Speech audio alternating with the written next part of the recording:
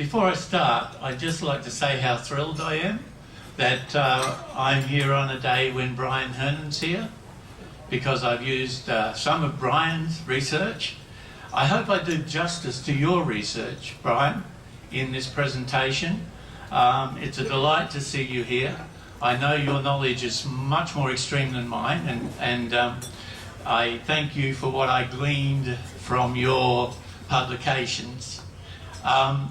Before I start again, I'll just ask for a show of hands. How many of you know the name Bert Hinkler? I would have expected that from old Fliers. How many of you know what his exploits were? Some. Yes, quite a few less. However, in my research, I've been all over Perth asking people about Bert Hinkler. No one knows Bert Hinkler. Aside from old Fliers, I'd say, who have an intimate knowledge of the type of person he was. I won't go into how I got into researching Bert Hinkler. I'll just get going with the presentation because we are running a little late. Bert Hinkler, if you didn't know, was born in Bundaberg, in Queensland. Bundaberg's famous for two things, Bert and Bundaberg rum, right? Equally palatable, I would say. And Bundaberg is about halfway between Brisbane and Rockhampton. And the shot that you're seeing now is of the old bridge that crossed the Burnett River in Bundaberg. Why am I telling you that? This will come clear when we move on. This is a picture of Bert and his sister Macy at age 4. Now, good-looking chap, right? Well, Bert, at age 4, did something remarkable. His mother shot through without him to go to the shops. So she went on the ferry. And Bert, at 4 years of age, went down to the ferry and pleaded to be allowed to go across without money. They wouldn't let him. So he walked across the girder bridge. And you can see the girders on this bridge from these pictures. And it was this experience, because he was tottering between different sleepers, that he saw the birds soaring around underneath. One of which, of course, was the Ibis. And this was where he got this idea of being a pilot, getting into flight. He was going to fly at some stage in his life. Now, Bert, at around age 14, had a mentor, and his mentor was a person called Lawrence Hargrave. He'd read a lot about him in Aeroplane magazine, and he'd seen some of his designs. So our intrepid Bert had an idea. Before I go on, I'd just like to let you know who was the father of flight. I believe it was Lawrence Hargrave's. And he gave all his designs, all his research to the Wright brothers for gratis. He never took out a patent. He said he did it for mankind. Quite a man. Anyway, Bert got hold of his designs, and Bert, aged 14 it was actually, created what he called, or he tried to mimic the ornithopter that Lawrence Hargrave had built, without success. But at age 18, this is him at age 18, he built his first glider. And what he did, it was a full-length glider that he built in the shed. He took this glider by horse and dray, 20 miles outside Bundaberg to Monrepos Beach, and flew. This is the glider that he created, and you can see it's a pretty rickety sort of piece of equipment. However, he was a genius, even at that age, in engineering, in mechanics, in the way things worked, thanks in no small measure to Hargraves. So he flew. He flew off Monrepos Beach, and he got 30 metres into the air. His brothers were dragging the ropes over the dunes to get him into the air. Now you can see that's Bert lying on his mother's ironing board. Right?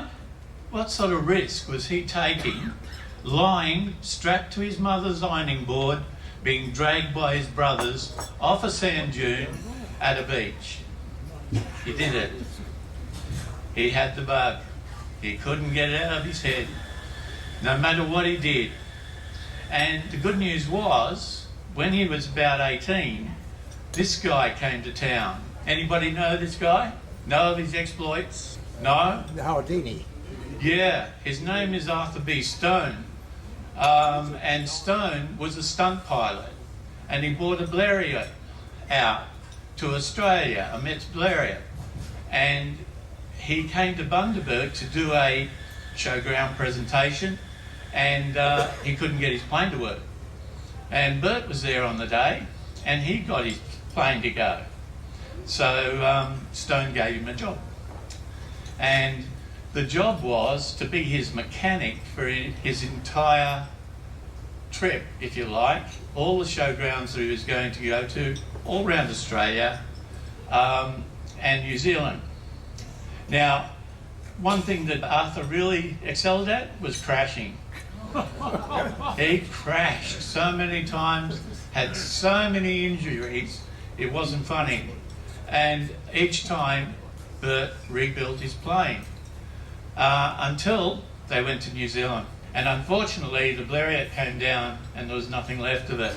Fortunately, Arthur Stone did survive, but with a lot of broken bones. And Bert decided, no, time has come to explore the home of aviation, which was England. So they put what was left of the Blériot on a ship, went back to Sydney. Bert worked his passage to London. When he arrived in London, he hung around for weeks on end at the aerodrome where Sopwith was based and pestered the life out of Tom Sopwith, so much so that Tom gave him a job. And he stayed with Tom until, you guessed it, 1914. This was a time you'll all know of, for sure. You weren't there at the time, of course, neither was I. However, this was when war was declared, World War I. And Bert was the 384th person to sign up to the Royal Naval Air Service, which became the RAF later. But initially it was called the Royal Naval Air Service. Bert enlisted. Initially, he was not a pilot. He had to learn the craft, he had to learn how to fly a real plane, and in the interim, he joined a team as a gunner and observer. He was so good at it that he was given the job of looking after the commanding officer. Now, this is just one story about what Bert did during the war. So Bert, as a gunner and a commanding officer, sighted the first Zeppelin to come across the English Channel. Bombs attached, of course, on the way to bomb London. He fired at this heavily armed Zeppelin with would you believe, just a rifle. That's all they had. And they weren't even machine guns or anything like that in those days. It was just, pull and shift, pull and shift, pull and shift. They fought it out until it got dark, and of course the Zeppelin aborted the attempt and went back, but Bert and his commanding officer then had to make their way back before nightfall, otherwise you can't land.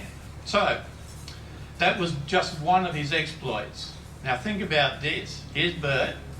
If this was Bert, for example, right? He's sitting in the back of one of these planes of balsa wood. Is it balsa wood or is it just spruce?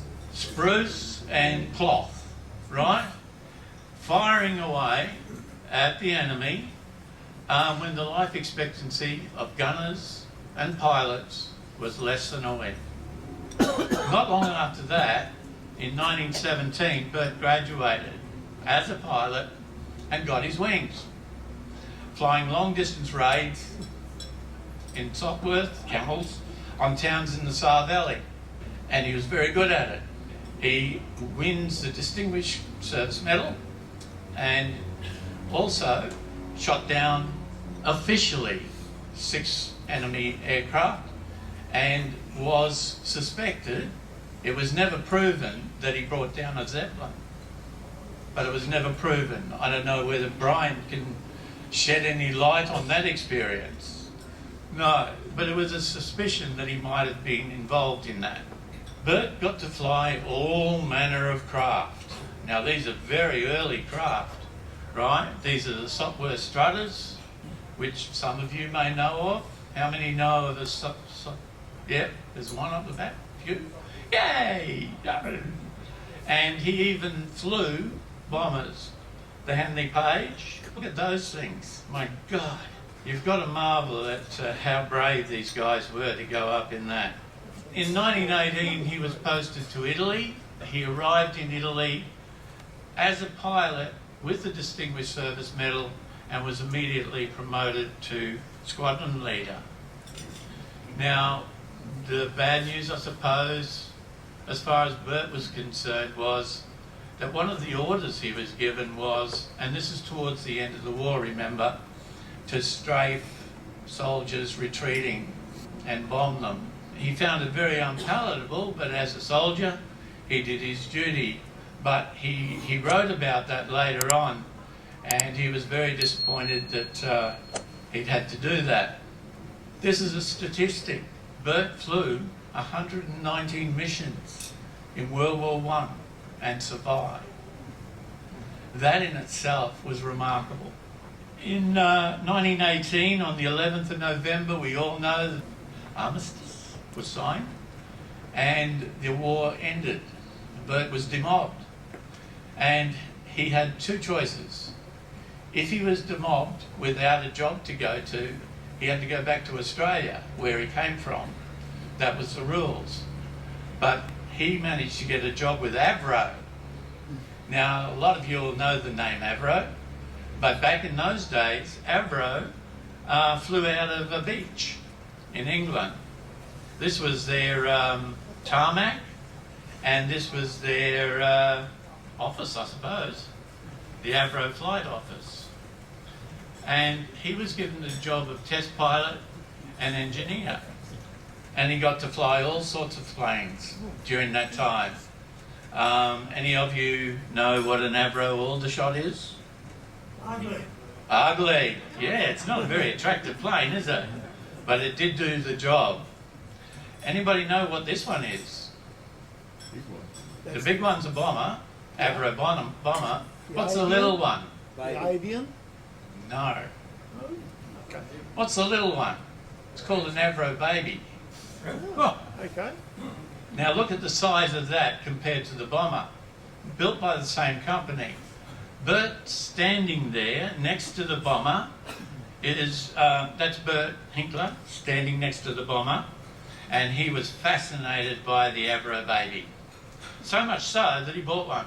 He bought it from the company and he prepared to fly from London to Australia. Now, this is 1920, and in 1920, the Commonwealth of Australia were giving a prize of £10,000 to the first flight, if you like, successful flight from London to Australia. And Bert was determined to win that money and secure his future. I'm sure he felt he would.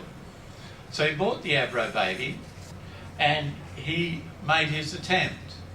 Unfortunately, back in those days, there were still wars after the war. One in Syria.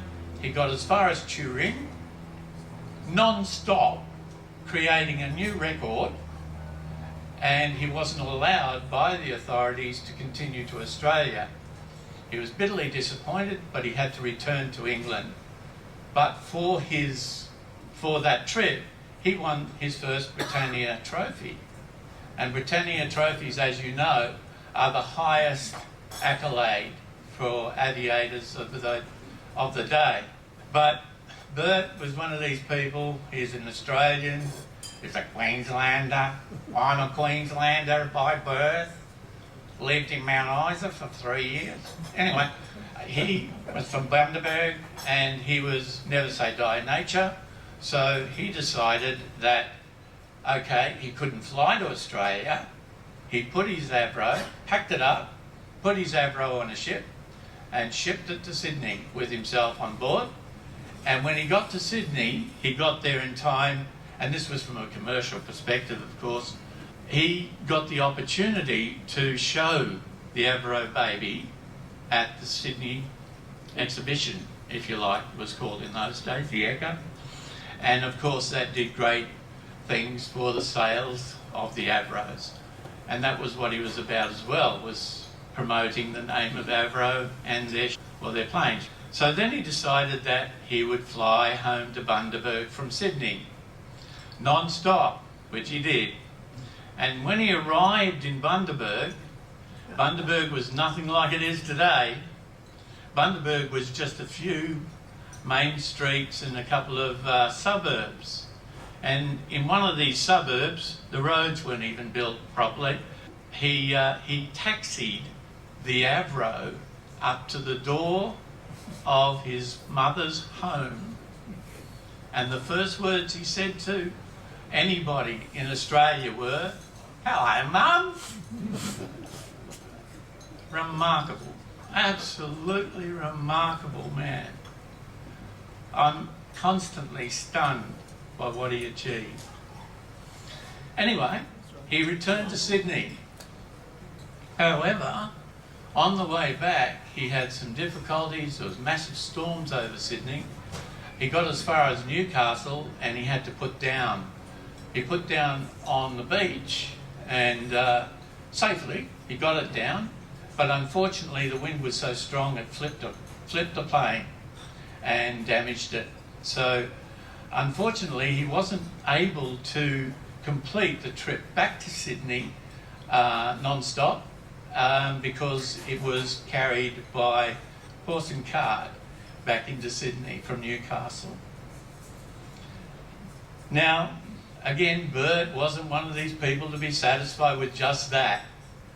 So he returned to London. He knew London was where it was all happening, and back to Avro, where he test piloted all sorts of craft. And some of you may know of this particular one. It was designed by a guy called Juan de la Xaviera in 1927, and it's called a Avro Gyro, and it was the forerunner of the helicopters that we see today, and haven't come a long way since then. And he test piloted these and lots of other aircraft. During that time he also won lots and lots of trophies for long distance flights, for flights over water, flights over land, etc. He won a Seagrove trophy, he won a Grosvenor trophy, he won a Schneider. No, sorry, he was the reserve pilot for the Schneider team that went to New York in 1928. No, 27, in 27. And he won all these sort of trophies and made money that way as well as working for Avro. But he never forgot. He never forgot that he made a promise to his mum that one day he would fly home from London to Australia. So he set about coming up with a plan. To do this, he needed a different type of machine. So he bought an Avro Avian Cirrus. Anybody know what they look like? Yep. This is an Avian Cirrus, the one he flew to Australia. In 1928, on the 7th of February, he departed from what's now Heathrow, I suppose, or around that area, and he flew to Australia. Now put this in perspective where, I mean, the first leg alone was London to Rome, okay? And then he flew over water, he flew over land, he had all sorts of adventures on the way, and all sorts of very dangerous adventures as that. He had to set down in desert and on unfamiliar territory where the ship could get bogged in the sand. At one time, he had to have Bedouins who came to his rescue, haul the plane up to a solid tarmac so that he could get in the air again. On another occasion, and this is a particularly concerning one, he flew into what he thought was Rome, into the general area of the Rome Aviation at the time, but unfortunately, because it was getting dark, he mistook it for the military airport. He landed and they arrested him, and he spent 2 days in jail while the High Commissioner tried to get him released in terms of so that he could continue his trip. Now, when he saw what he'd flown through that night into that military airport, he nearly had a heart attack because it was stringed by telegraph wires, none of which could be seen at night. So he continued his trip. One other notable experience, he had to set down on a place called Sumbawa, which is in Indonesia, because he ran short of daylight and he had to set down. He sat down on the beach and he spent the night in a native hut and was eaten alive by mosquitoes. And he talks about this in his memoir, or his biography, of which he only wrote one chapter. So the next morning he flew from Sumbawa to Bima. Bima was the place where he had his fuel organised by Abra, of course, and Shell and Castrol, who were supporting his trip. And by now he's pretty well known. The words got out. When he left London, very few people knew he was even flying out. By the time he reached Bima, or points before that even, he was the talk of the world, that this guy might actually do it. He'd be the first to ever fly solo, from London to Australia. Put this in perspective, right? Before I go on, put this in perspective.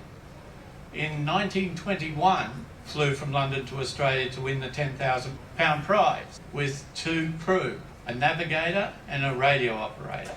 Bert, in the Avian Cirrus, had no navigator, no radio, and a Times Atlas on his lap for navigation. He was an extraordinary navigator. So he went from Bima and he had 10 hours to cross Timor Sea to Australia. And this was over water that was very, very unpopulated at the time. So if he'd come down in that would have been the last we'd ever heard of him. Anyway, he sighted Bathurst Island at about 5 o'clock in the afternoon, and he landed at 5:30 in Darwin. He was met in Darwin by his mum, and the first words he said to her were, "Hello, Mum." So here he is in Darwin. He's accomplished what he set out to do, but that wasn't enough for Bert. He promised to get to Bundaberg.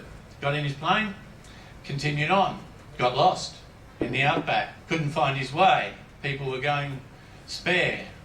By now, the whole world knew what he'd done, and they couldn't locate him. As it turned out, he'd had to put down at a station for the night, and the only person there was a drover at a waterhole. And he was absolutely gobsmacked to see a plane appear out of the air and land next to the waterhole.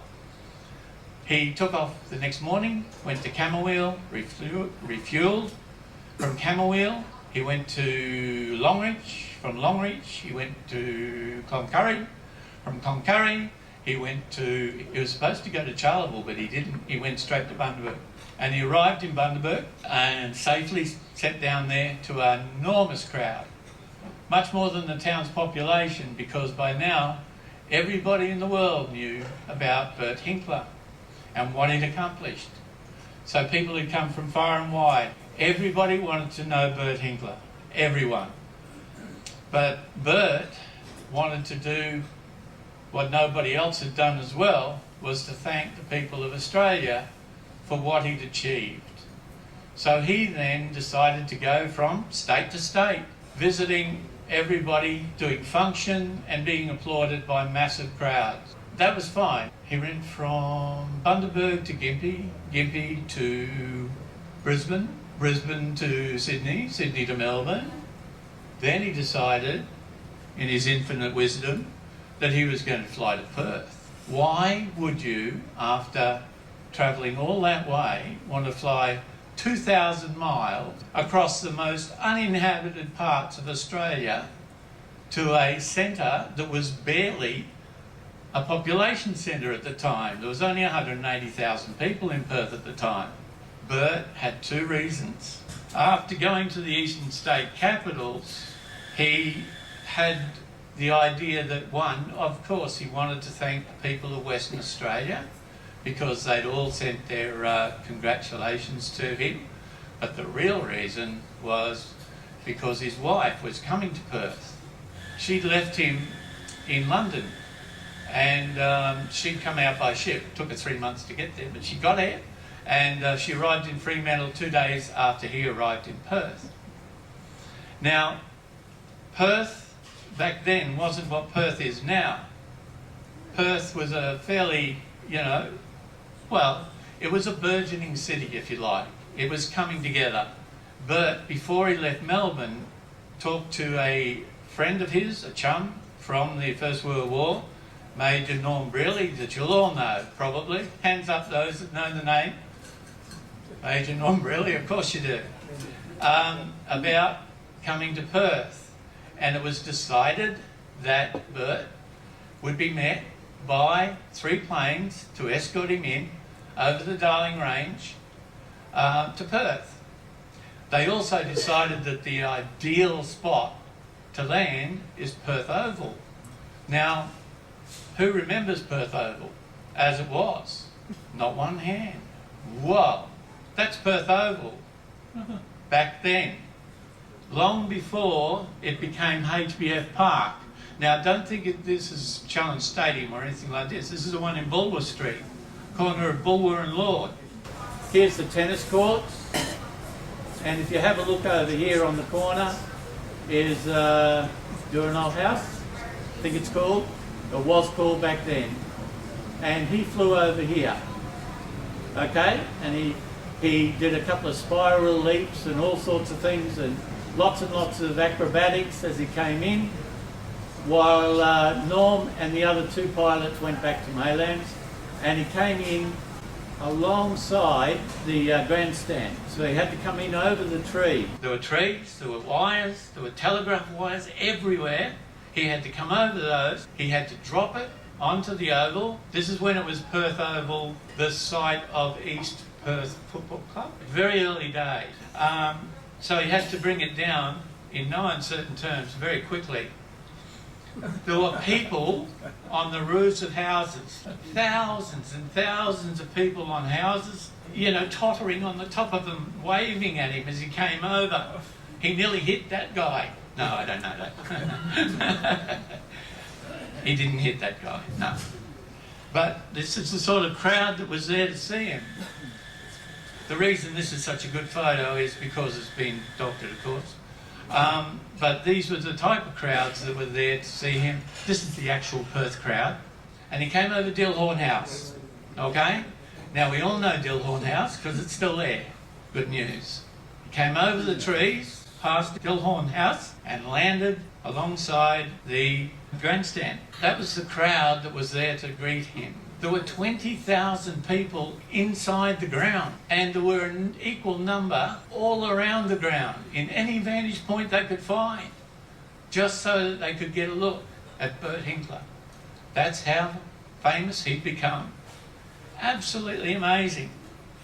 They had to have police there to keep people away from his beloved aircraft, because the first thing that Bert did on landing, of course, was look after his plane. He then had lots of speeches and thanks to the people of Perth. And this is why I've included Perth in this presentation, because it is a very special time in our history that seems to have been forgotten. He was then waved around the crowd multiple times, and then he was offered afternoon tea. However, he declined and flew then off Perth Oval, just clearing the telegraph poles at either end, and flew where?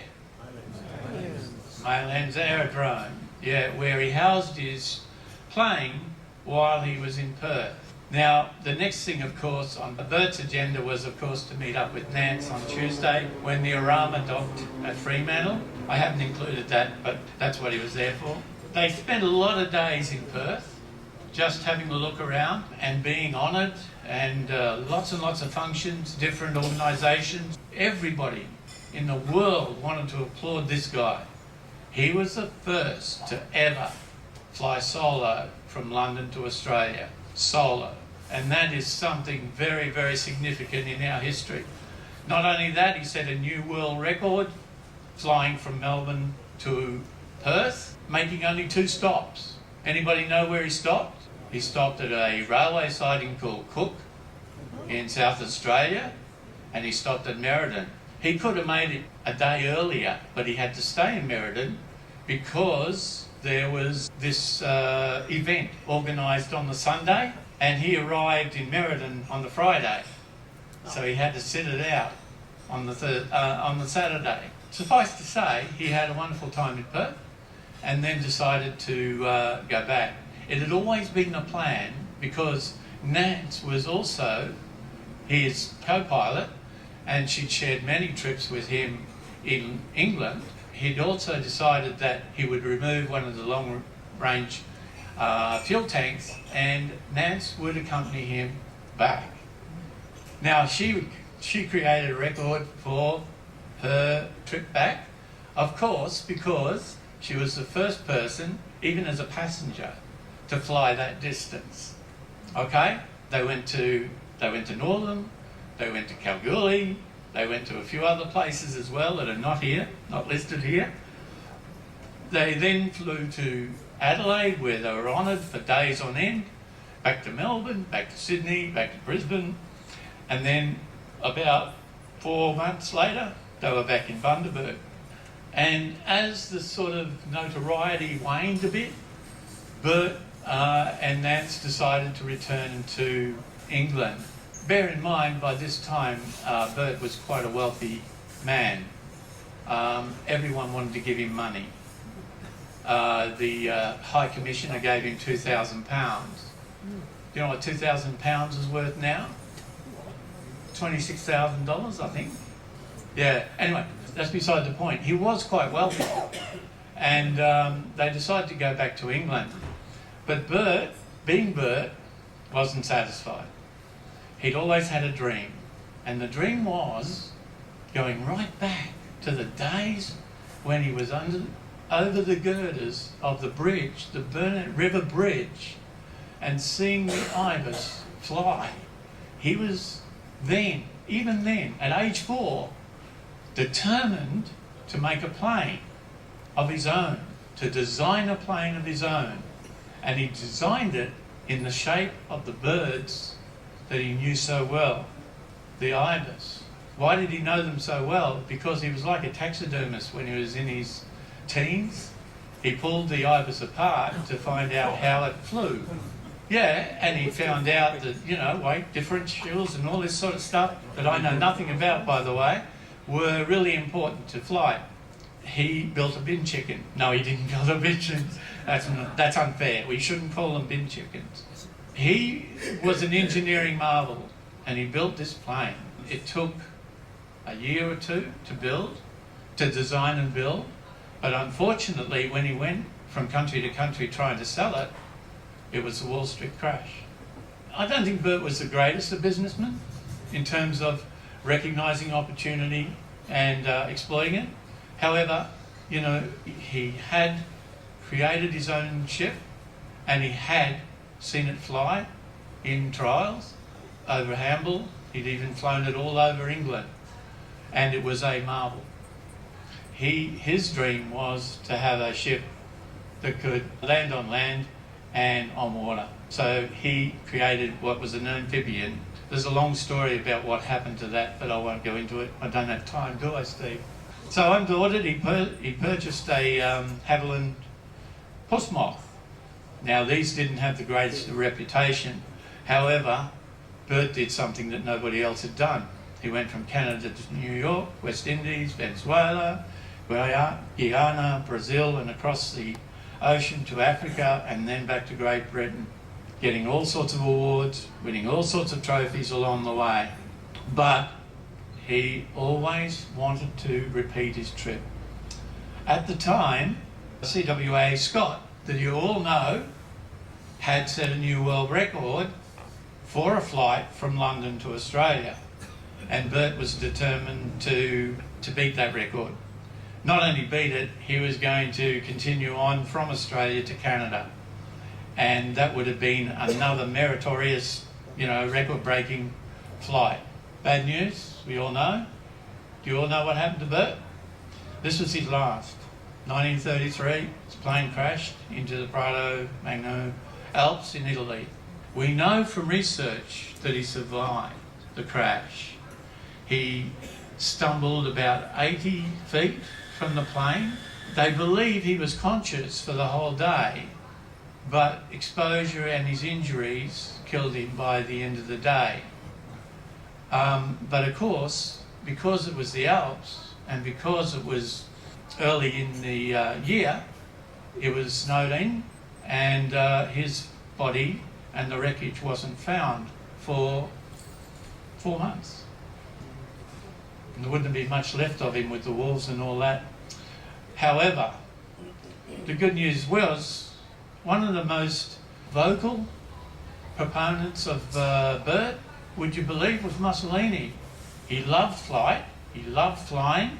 He had actually flown with Bert earlier, when Bert came once before, and he was determined that Bert should be buried in Italy, which he was, in a state funeral with full military honours, and there were 100,000 people there. 100,000 turned out to honour the guy who had done so much for aviation. So 90 years ago, okay, this is 2023, 90 years ago he died. And unfortunately there's no one left alive that was there on that day.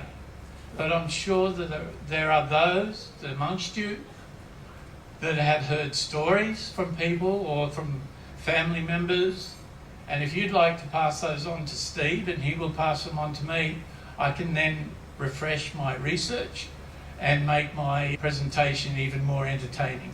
The fact that he flew from Melbourne to Perth should never be forgotten in terms of what he contributed to aviation. He proved that long distance flight in a light plane across this country was achievable. And that was the beginnings of aviation in Western Australia. The year later, I think the Maylands Aero Club was formed with Major Brearley in charge. Is that right, Steve? And his contribution, I think, should never be forgotten. What disappointed me so much was when I did my research and found that so many people didn't even know he came to Perth. However, and you may know this and you may not, this is HBF Stadium, HBF Park, as it exists today. Does anybody know what a glass pane on that stadium says? No? And there's a map as well. Not one person. That's remarkable. Not one person. First of all, there's a bronze plaque outside HBF Stadium that I stumbled upon accidentally, and it's got an inscription which says, Bert landed on Perth Oval, arriving from the eastern states, making record-breaking flight in a light plane from England to Australia in 16 days. That bronze plaque is fading with age. It's not being attended to. It's disappearing as his memory is disappearing. Sorry, I get a bit choked up at this point. But the words on that glass pane are 20,000 people watched Hinkler land here. So, in closing, there is another story to this. Some of you may know of it, most won't. We all know of the Challenger, the shuttle that blew up in 1986. What you may not know is the captain was besotted with the story of Bert, and he was determined to take something of Bert's into space. And he asked for a piece of the glider. And they gave it to him. And he put it in a canister, and he put it in his office. Fortunately, after it blew up, they actually recovered that canister. from the waters of Cape Canaveral and returned it, and it now sits in pride of place in the Hinkler Museum, which I think you all should go and see at some point if you haven't already been there. It is remarkable. I'll just read you this quote from Ronald Reagan at the time, and I agree with it entirely. The future doesn't belong to the faint-hearted. It belongs to the brave. His contribution should never be forgotten, and hasn't been in the annals of aviation. You all know of planes that have been named in his honour, one of which was the 380 A42, but there are many others out there bearing the names of famous aviators. But what you may not know is that, and this is putting it in a context if you like, in a research context, 2018 Qantas announced that they had set new world record, London to Australia in 16 hours. Bert did it in 16 days. Thank you. Way to go, Bert.